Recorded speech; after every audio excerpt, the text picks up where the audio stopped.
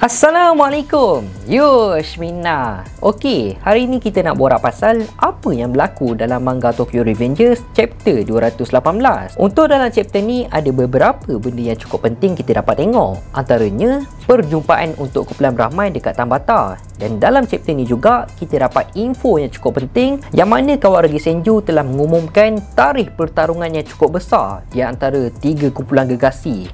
Tiga kumpulan yang menguasai pada waktu tu iaitu Kanto Manji Gang, Rokuara Tandai dan juga kumpulan Brahman. Nak tahu tarikh tu bila? Korang kenalah layan video ni sampai habis dulu. Jadi kiranya sekarang ni kita dah semakin hampir ke final battle di antara mereka semua dan misi yang terakhir untuk Takemichi menyelamatkan Maiki. Jadi kepada sesiapa yang tak nak kena spoiler ke apa, korang boleh skip video ni, okey? Jadi tanpa melengahkan masa, jom kita start sekarang. Okay guys, aku nak bagi tahu ni. Sekarang ni kita orang bukannya ada keluarkan satu design anime Naruto je tau. Kita orang ada keluarkan juga design anime One Piece. First design Monkey D. Luffy dan lagi satu yang aku tengah pakai ni design Monster Trio Wano. Untuk kualiti baju pula, korang jangan risaulah. Kita orang memang bagi yang terbaik. Kita orang pakai material microfiber interlock. So kalau korang pakai baju ni untuk pergi bersenam ke, potong rumput kat belakang rumah ke, memang tak ada masalah. Baju ni memang selesa dan tak panas. Dan apa yang lagi bestnya, untuk setiap pembelian baju design anime One Piece dekat Faiz di studio, korang akan dapat free gift bounty card dan stiker-stiker anime One Piece. Jadi kalau korang berminat, link Shopee dan link WhatsApp Faiz di studio aku ada letak dalam description. Chapter 218 yang bertajuk Queen It Over. Chapter ni bermula dengan Kawaragi Senju dan Akashi Takeyomi telah berjumpa dengan klien mereka atas urusan bisnes. Kebanyakan company sekarang ni telah menggunakan hikmat gangster dalam bisnes dorang. Mungkin bertujuan untuk perlindungan. So dorang pun deal kat situ.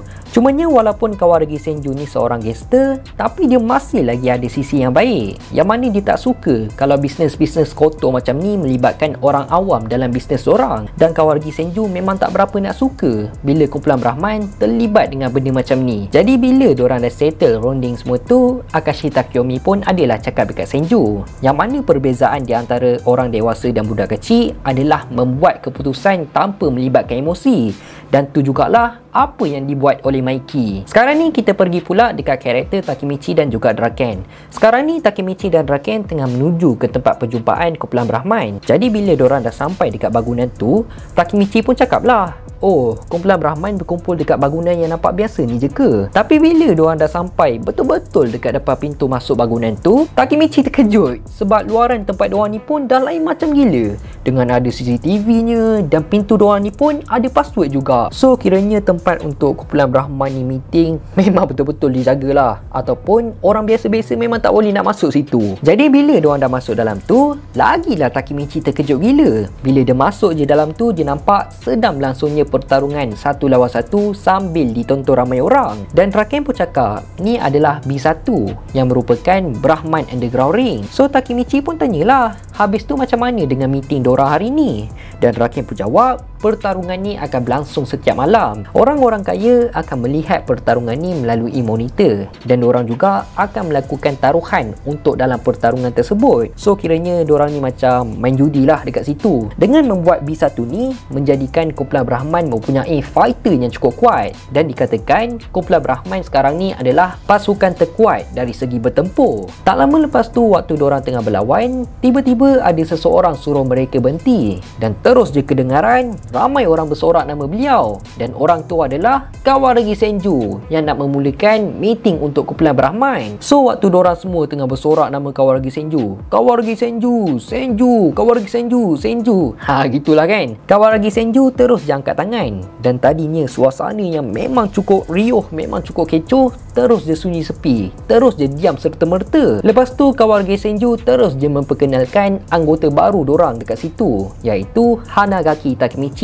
Dan dia adalah intro latar belakang Takemichi yang merupakan former first captain division Toman, dan dia juga adalah the last successor untuk kumpulan Black Dragon. Jadi lepas je Kawaragi Senju perkenalkan Takemichi dekat dorang semua, dia pun telah memberikan uniform kumpulan Brahman dekat Takemichi. Dan dekat sinilah momen yang cukup penting dalam chapter kali ni, bila Kawaragi Senju telah mengumumkan pada tarikh 14 hari bulan 7 akan berlakunya pertarungan yang cukup besar di antara tiga kumpulan yang yang menguasai pada waktu tu, iaitu Kanto Manji Gang, Roku Hara Tandai dan Kumpulan Brahman. So kiranya tinggal lagi seminggu je sebelum pertarungan besar tu berlaku. Jadi Takemichi pun pakai jubah Kumpulan Brahman sambil dalam hati dia ada cakap akhirnya dia akan berjumpa juga dengan Mikey. Bila diorang dah habis meeting semua tu dan Takemichi dah balik ke rumah, Takemichi dia terfikir tau pasal Kawaragi Senju yang memang totally berbeza gila personality dia sewaktu dia memakai jubah Kumpulan Brahman dan sewaktu mereka keluar bersama. Tak lama lepas tu, waktu Takemichi tengah termenung seorang diri,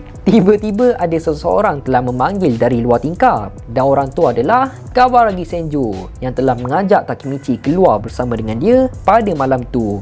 Dan chapter 218 pun habis macam tu je. Jadi mungkin dekat sini misi terakhir Takemichi untuk menyelamatkan Mikey dah semakin dekat dan orang cakap berkemungkinan besar bayangan yang Takemichi nampak akan ada benda yang buruk berlaku dekat Kawaragi Senju akan berlaku pada waktu diorang akan keluar bersama. Tapi semua tu masih lagi belum confirm tau. Aku pun tak sure, tapi boleh je terjadi. Apa pun kita tunggu je lah apa pula yang akan berlaku dalam chapter 219 yang akan keluar pada minggu depan. Dan kita dapat tengok Takemichi akan menjadi Abang Jamil yang sebenar. Kiranya Takemichi sekarang ni dia dah tersepit dengan cinta tiga segi tau. Tapi kalau dia tak nak Hinata tak apa je, aku boleh je ambil. Tapi kalau dia tak nak Senju, aku pun boleh ambil. Mana-mana pun boleh. Tapi aku harap sangat tak ada benda yang buruk lah berlaku dekat Kawaragi Senju macam apa yang berlaku dekat Emma.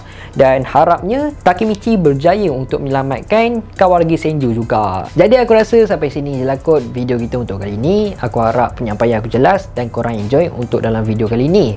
Teruskan support Faiz di studio untuk mendapatkan 200,000 subscribers dalam tahun ni.